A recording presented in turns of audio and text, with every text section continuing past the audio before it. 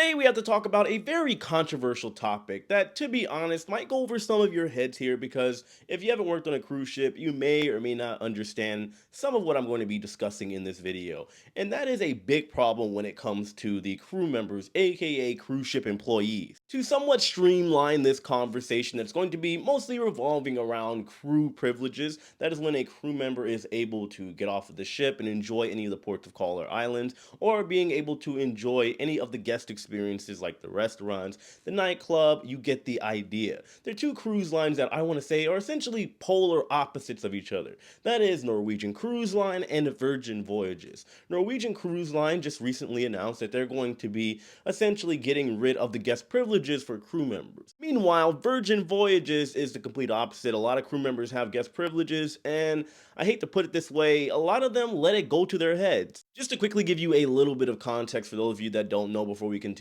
I have worked as a crew member for both Norwegian Cruise Line and Virgin Voyages. I also have friends that are currently working for them on multiple ships, and I talk to them regularly. Now, one thing you have to understand about Virgin Voyages is, well, it is without a doubt one of the best lines to work for. You don't have a dress code. You are able to roam as you please, go to a lot of the nightclubs and a lot of the events, and, well, essentially have a good time. Meanwhile, Norwegian, they pay a little bit more than Virgin Voyages, which is why a lot of people go with Norwegian as far as who they choose to work with. However, you're going to have a much stricter set of rules. Recently, Norwegian Cruise Line, or NCL, announced that they are going to be essentially trying to give their guests a better experience on board, meaning they are going to take away all of the guest privileges for most of the crew on board. Any crew member that, regardless of how long they've been working for Norwegian Cruise Line, has less than 2 stripes. You ever see the officers running around? Basically, the high-ranking members.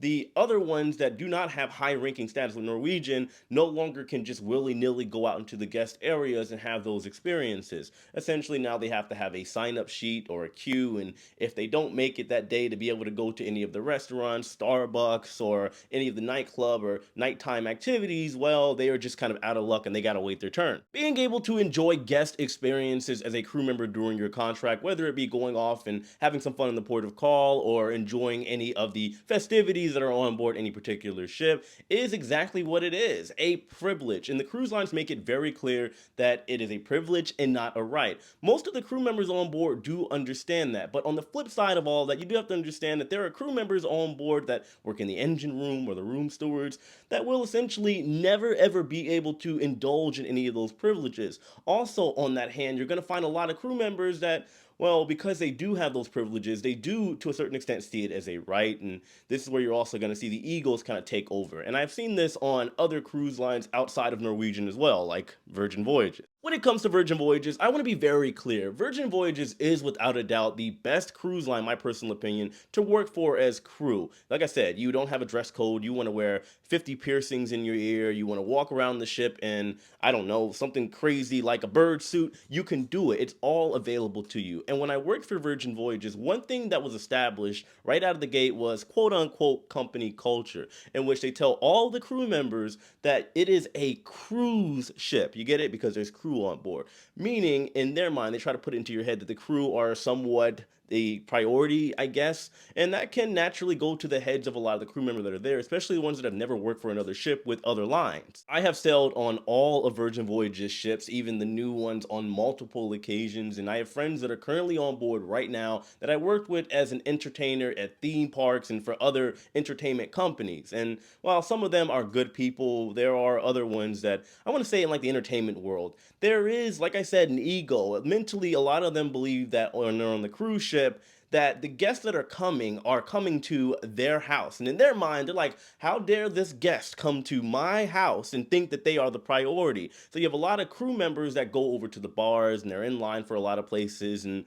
well, they will just kind of look at the guest as less than. And this is something that happens within the crew member space as well. Like I said, in my opinion, both Norwegian Cruise Line and Virgin Voyages are the extremes in this particular case. They're on opposite sides. However, to a certain extent, they come to the same conclusion. From my understanding, Norwegian, at least part of the issue was that you had a lot of crew members that were taking advantage of their privileges, thinking that it is a right and thinking that they are the priority. I hate to say that the crew are less than because they are not. They are humans just like you and I. However, they are there to do a job and they have to essentially stay in their lane. And I know that sounds harsh to say, but I'm not saying that in the case of them being less than. I'm saying it in a case that they are professionals. They are there to, yes, serve the guest and make sure they have an unforgettable experience. When it comes to the privileges and amenities on board, the guests are the priority because, well, the guest is paying there for what, a week, couple $1,000s. Meanwhile, that crew member lives there and they are there from anywhere between 6 to 9 months and sometimes even longer. They can indulge in that whenever they want. Regardless of how you look at it, there is a system that is implemented to ensure essentially smooth sailing. And in every single aspect of life, for the most part, there's going to be somewhat of a hierarchy. On the guest end, the guest that has a high status with a particular cruise line or that pays more to get a suite as opposed to an inside cabin, there is the potential for them getting more amenities offered to them and priority seating and all of that jazz. Whereas on the crew end, there are some crew members that work, as I like to call, in the dungeon, in the engine room, and well, they don't get a lot of privileges. Are they talked down to from time to time or looked at a certain way when it comes to all of the other crew members that are there that do have privileges?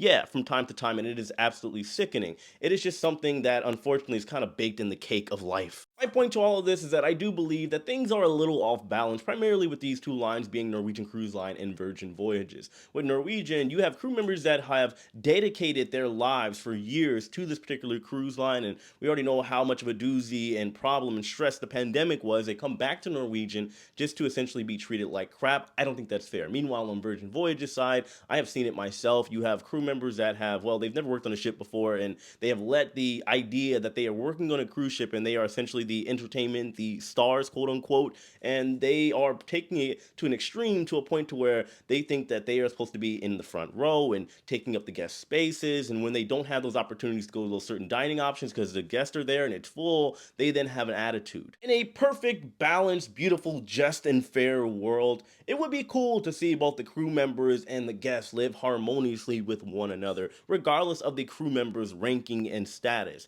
The guests were allowed to fraternize with the crew, which we know cannot happen because, well, it does happen, let's be honest. But the fact that it is not allowed technically and against the rules is because all it takes is one incident where somebody felt uncomfortable and then you have a lawsuit. It's all in the headlines. And obviously, the cruise lines don't want that bad publicity, and it's understandable. There will always be people that just simply break the rules because they believe rules are meant to be broken or they want a little excitement in their life. Trust me, when you're working on a cruise ship for 6 months, it kind of hits you at some point. You get a little bored, you get complacent, you miss your family, and well, some people just take it out in the worst of ways, and obviously the cruise lines try to avoid it. There is a line that has been drawn, and it's understandable because should people cross those lines, yes, they should face the penalties. You're free to do as you want, however, you are never going to be free from the consequences. When it comes to these two lines that I talked about, Norwegian and Virgin, I do see things going potentially bad.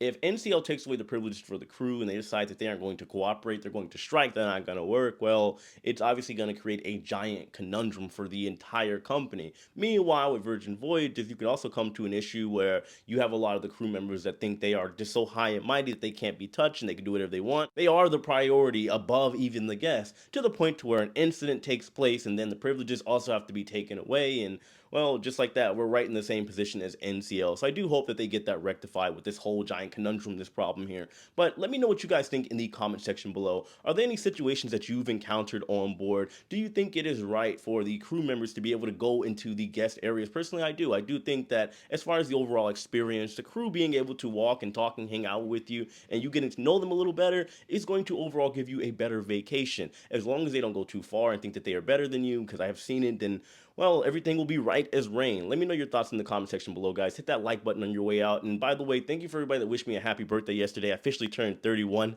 I apologize if I'm all over the place. Apparently, when I went out with my family and my friends yesterday, they thought I was 21 and I had a massive hangover this morning. I've been recovering, drinking lots and lots of water. But guys, subscribe if you haven't already. Know as usual, I love each and every one of you, and I'll see you later.